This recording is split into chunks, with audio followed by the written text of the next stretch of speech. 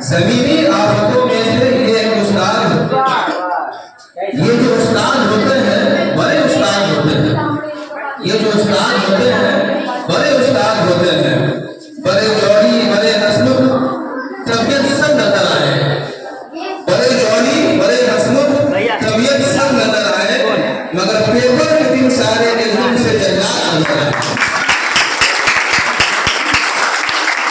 निकम्मो खुद करो अगर हमें ये टास्क दे दें और जो टॉपिक नहीं आता उस पर हमें आंखें दिखा।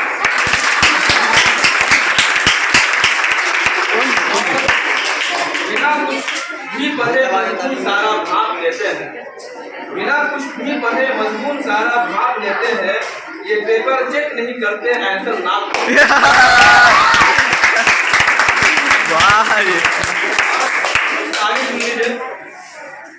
और किसी बच्चे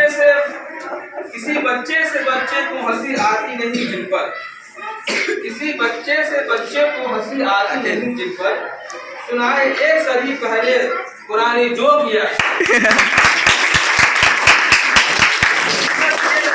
जो ये पीके सुनाते हैं, मुसीबत ये नहीं कि लोग ये पीके सुनाते हैं, मुसीबत ये कि हर हफ्ते सुनाकर भूल जाते हैं। आपने किसकी बात बोला?